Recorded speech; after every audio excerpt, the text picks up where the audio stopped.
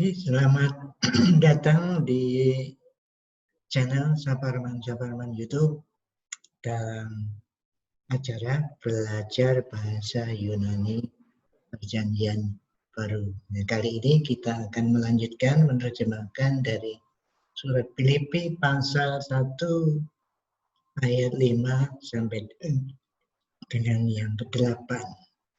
Oke, mari kita lihat. Kita lagi pakai Bible ya. 5, jangan cepat-cepat ke sini ya.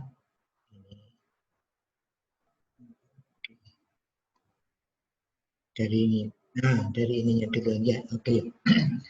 Mulai ayat 5. Epitekoinonia humon eis tu evangelion aku des protes imbas akritonon. Ini ayat yang kelima. Ayat kelima mulai kata depan.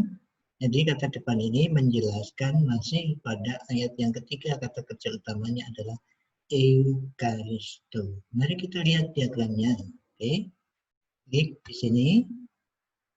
Di Greek inti diagram, diklik, pilih Filipi, klik pasal 1, klik ayat 5, klik keluarlah ini. Oke, saya besarkan. Nah, ayat ini dimulai dengan epi. Menurut pembuat diagram ini, epikteikoinonia menjelaskan karas. Tapi kurang cocok bagi saya, maka saya putuskan ini ya. Ini nanti masih menjelaskan Eukaristo Teo. Oke, saya putus ini. Lalu saya putus ini. Jadi saya ini ya, ini kalimat utama. Saya tarik sini. Lalu dijelaskan ini epi. Epi.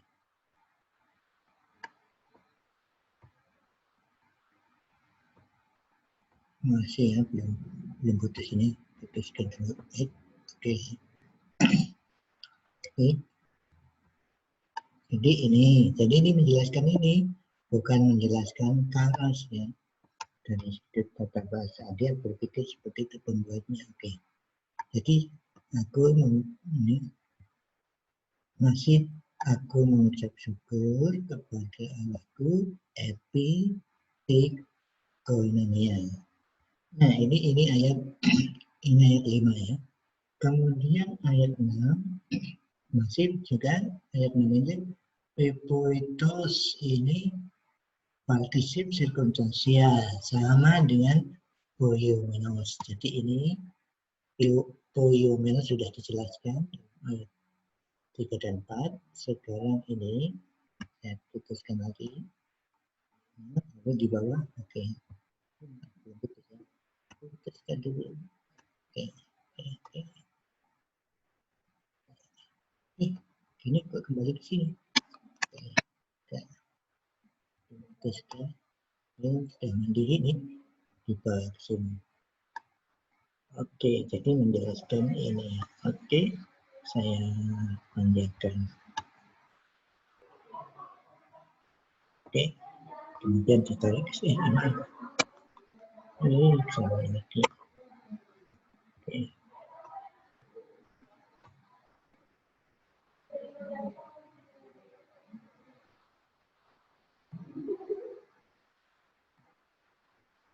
Ini ya. Jadi kalimatnya itu ayat 3 dijelaskan, ayat 5 dan ayat 6. Ayat 6 bahkan sampai ayat 7. Jadi masih kalimat utama itu. Lalu ayat 8 baru mulai kalimat baru. Jadi kalimatnya panjang itu sebetulnya ayat 3 sampai 7 ya, satu kalimat. Nah, tapi yang 2 kalimat kemarin sudah kita bicarakan. Oke, sekarang kita yang ini ya.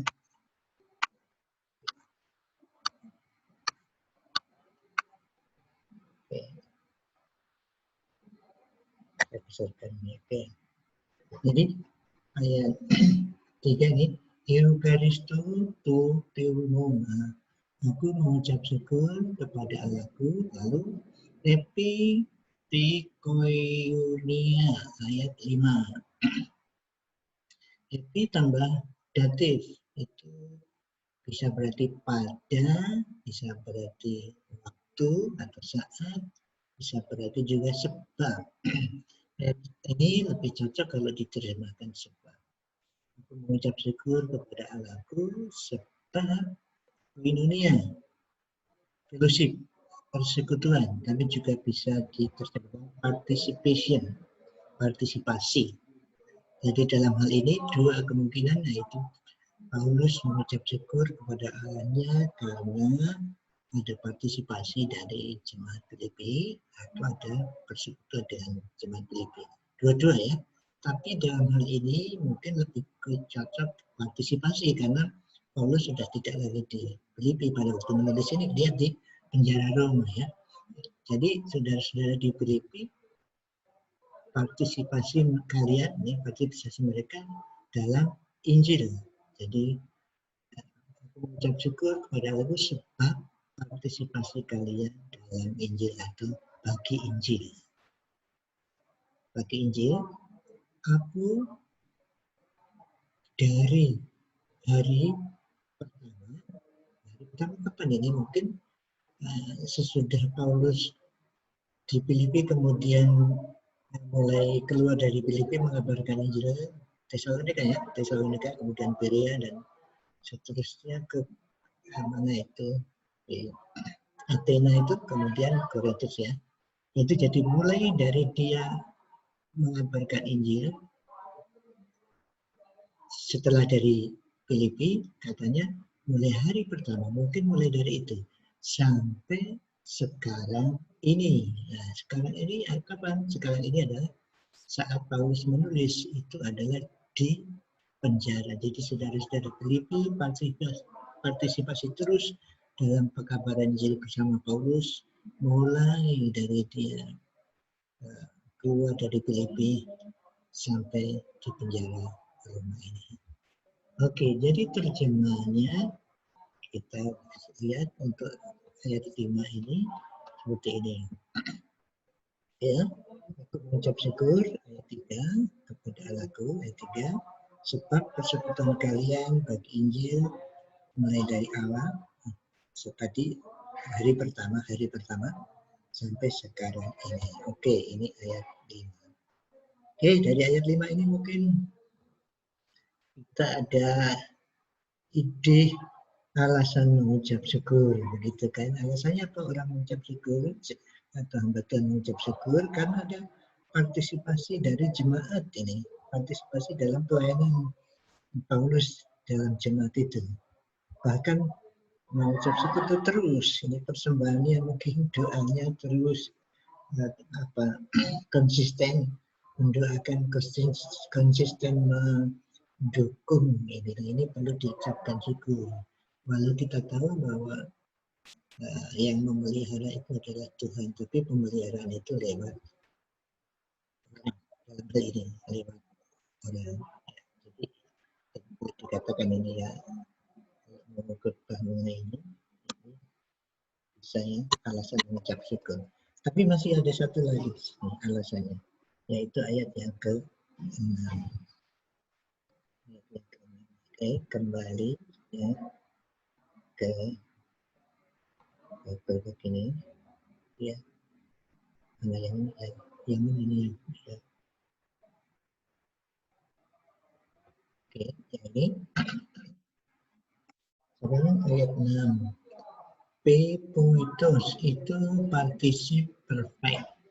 Ini partisip sirkumstansial, sama-sama menjelaskan Eukaristo, itu bisa partisip sebab, partisip antecedent itu dan, bisa jadi bahasa Indonesia mungkin terjemahkan dan yakin, dan aku yakin, atau sebab aku yakin, karena perfect ya, telah selesai yakin dan masih yakin hal ini.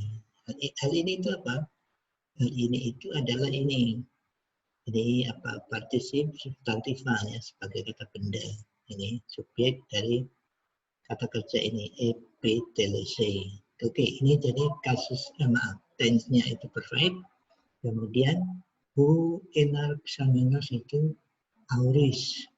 Ia yang mulai, ia yang telah mulai pekerjaan baik di antara kalian. Ini jamak ya, you-nya you jamak. Nah, ada pengertian jelas ini bahwa mulainya itu telah ya, sudah di masa lampau sudah mulai. Lalu apa ini yang dimaksud pekerjaan baik ini? Nah, ada pemikiran yang pertama itu perbuatan baik itu adalah perbuatan Allah dalam menyelamatkan individu-individu di Filipi, keselamatan Lydia, keselamatan penjara, keselamatan Buddha yang dirasuk Roro Jati itu, keselamatan Epaphroditus. Jadi Allah yang telah mulai menyelamatkan mereka, membenarkan mereka, Allah itu akan meneruskan. Terjemahan Indonesia meneruskan, tapi nanti kita lihat. Jadi itu. Jadi dari pembenaran kemudian penyucian. Itu pemikiran pertama. Jadi penyucian individu-individu yang sudah dibenarkan oleh Tuhan, yang dimulai oleh Tuhan itu pekerjaan baik. Tetapi pandangan yang kedua ini dasarnya ini mungkin en humin itu you tapi jamak kaliannya. Jadi pekerjaan yang dilakukan Tuhan itu Tuhan itu adalah di dalam kelompok, bukan pekerjaan Tuhan pada individu-individu di Filipi tapi kelompok.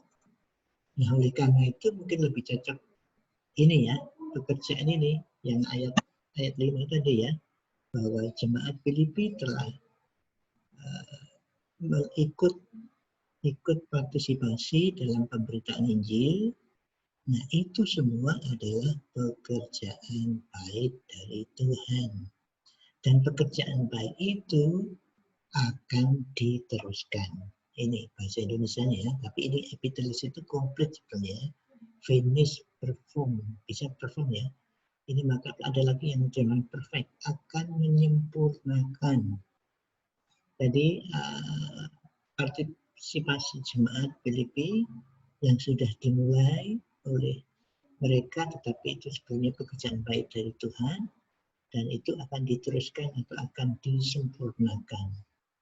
Nah, dalam bahasa Yunani, tense futur atau future itu ada tiga makna. Pertama, untuk menjelaskan itu suatu perintah, imperatif, atau itu suatu kalimat retoris, yaitu suatu kalimat pertanyaan yang tidak ada jawabnya, atau yang ketiga itu adalah namanya futur prediktif, suatu penjelasan bahwa pasti akan. Jadi ini lebih cocok ya. Ia yang telah mulai pekerjaan baik di antara kalian pasti akan menyempurnakan, akan melengkapi, akan menyelesaikan. Nah, ada lelucon itu mengenai perbedaan finish dan complete atau finish dan perfect. Finish itu selesai, complete itu lengkap, perfect itu menyempurnakan. Katanya finish itu kalau menikah dengan wanita yang salah pilih itu namanya finish, selesai lah. Tapi kalau menikah dengan wanita yang cocok, ya itu lengkap namanya. Ini maaf, ini lelucon yang diucapkan oleh pendeta Remus Richard pada waktu seorang pria yang mengatakan seperti itu. Oke, tapi di sini menyempurnakan ya, menyempurnakan sampai menyempurnakan dan melengkapi sampai hari Kristus Yesus. Nah, hari Kristus Yesus itu apa di sini? Ya, bisa dimengerti hari Kristus Yesus itu mungkin hari kiamat, hari penghakiman. Tapi ingat, ini pekerjaan baik yang dilakukan Allah, lalu disempurnakan, masa akan dihakimi. Ya, bisa juga dalam arti dievaluasi. Atau penghakiman bukan untuk surga dan neraka, tapi untuk penghargaan. Nah, mungkin ini cocok yaitu pengadilan 2 Korintus 5 ayat 10 itu ya. Semua orang percaya dihakimi, baik yang jahat maupun yang tidak. Itu yang akan dihakimi, dievaluasi untuk mendapatkan pahala. Oke, itu ayat yang ke-6. Kemudian ayat yang kita lihat terjemahan ayat yang ke-6 itu ini. Yang ini ya, 6. Sebab aku telah saya yakin dan masih hal ini, yaitu bahwa maaf, ini masih salah.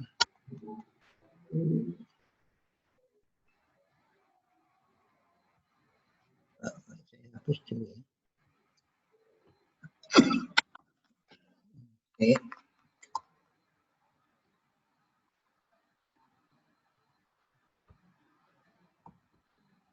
Oke. Ini. Ayat 6, ia yang telah mulai pekerjaan baik, ia telah Paulus tadi di antara kalian akan menyempurnakan sampai hari Kristus Yesus. Nah, kalau kita mulai tadi satu alasan Paulus mengucap syukur, terus itu alasan Paulus mengucap syukur. Kembali kalau kita mulai dari ayat 3 itu berarti gini ya, ini kan ini seperti ini. Satunya alamat mengucap syukur, kemudian duanya ini ya, ini dua-dua ini adalah alasan. Jadi karena ambil bagian tadi karena partisipasi atau mungkin 1, 2, 3. Kemudian karena keyakinan Paulus ini bahwa ada penjelasan berikutnya seperti itu ya. Oke. Nah, itu kalau kita lihat ayat. Tapi menarik sekali di sini tadi ya, bahwa kalau mau renungan ayat 6 saja juga bisa, bahwa Allah itu telah terus dulu, sekarang, dan yang akan datang akan menyelesaikan.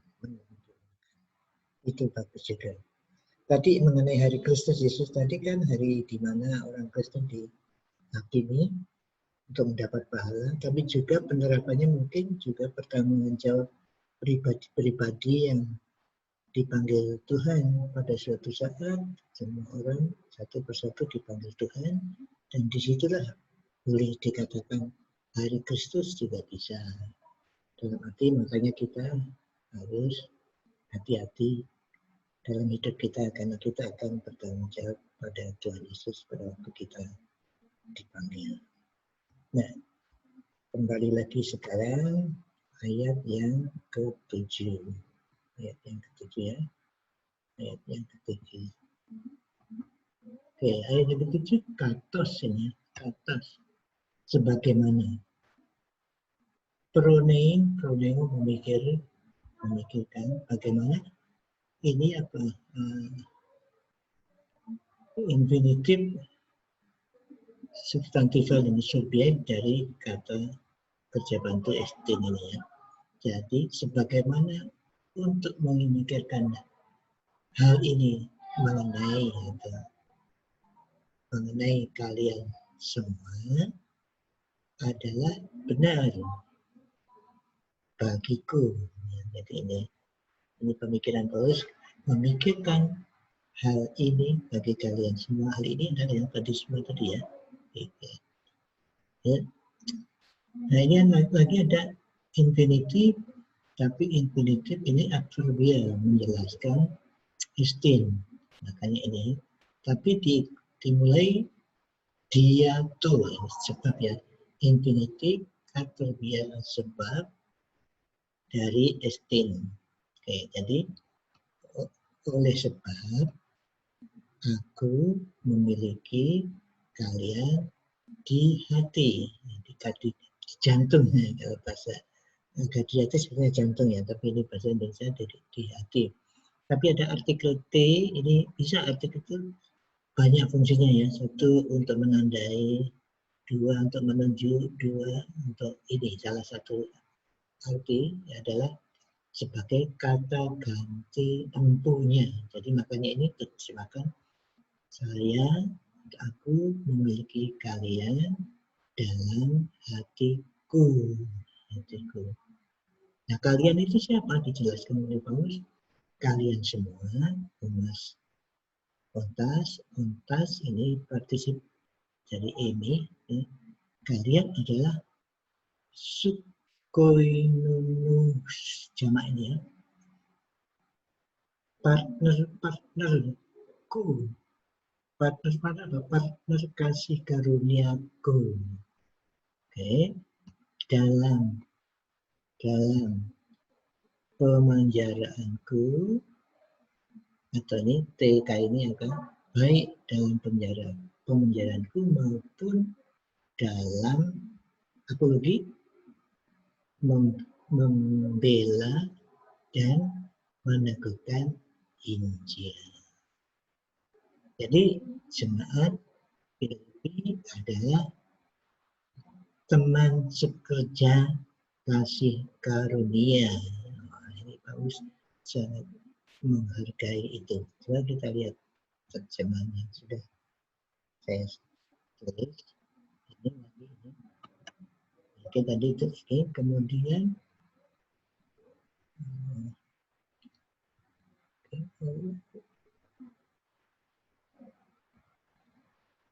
oke. Ya. Kalian, nah ini bagus sekali ide ini bahwa jemaat adalah partner hamba Tuhan dalam kasih karunia, dalam pemenjaraan. Nah, kalau di penjara ya, maksudnya dalam penderitaan mungkin kalau penerapan, tapi dalam Paulus betul-betul pada waktu di penjara, Paulus itu saudara Filipi masih tetap jadi partnernya. Gitu. Jadi ada buat renungan ini akan menerapkan jemaat adalah partner hamba Tuhan ya, bukan musuh hamba Tuhan. Mungkin ada salah paham di antara jemaat dan hamba Tuhan, tapi ingat mereka adalah partner dalam kasih karunia, dalam pemenjaraan, lalu dalam penderitaan. Mungkin hamba Tuhan yang menderita karena diutus ke suatu daerah yang sulit, mungkin itu mereka membela Injil, pada khotbah, mempertahankan dengan orang yang tidak senang pada waktu menanyakan Injil kepada jemaat yang masih muda, seperti itu ya. Nah itu bagus ini partnerku dalam kasih karunia. Nah kemudian ayat yang terakhir, ayat 8 ya, ayat 8 ini ke sana ya. Iya, ayat 8 ini. Gar Hutios Martusmu. Nah ini tidak ada ST-nya sebabnya ya, tapi ini dimengerti atau tersirat. Allah adalah saksiku sebagaimana aku merindukan kalian semua dalam kasih atau belas kasihan Kristus Yesus. Ini Paulus memberikan penjelasan kepada saudara di Filipi, saya itu rindu, saksinya adalah Allah, saya rindu kalian. Oke, kita lihat terjemahannya. Oke.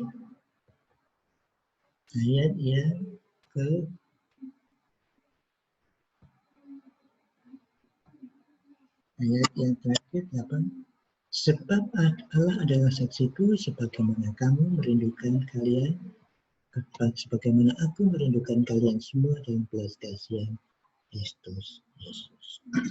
Ada unsur di dalam jemaat itu persekutuan ya, persekutuan. Paulus merindukan persekutuan dengan jemaat Filipi. Ada satu artikel yang mengatakan bahwa gereja yang ideal adalah gereja yang punya pengajaran yang baik, penyembahan yang baik. Nah, sekarang banyak penyembahan baik, pengajaran baik, tapi mungkin ini persekutuan yang baik satu lagi, atau persekutuan yang intim. Kalau gereja juga besar, mungkin tidak kenal satu dengan yang lainnya, maka bagus gereja-gereja itu mengadakan komsel ya, kelompok kecil untuk bersekutu satu dengan lain. Ini kerinduan Paulus di masa pandemi seperti ini. Mungkin persekutuan diganti dengan Zoom atau WA atau YouTube ya, tapi itu masih kurang. Itu lebih baik bertemu daripada WA. Ya, masih baik bertemu, persekutuan. Ya. Jadi salah satu unsur daripada jemaat.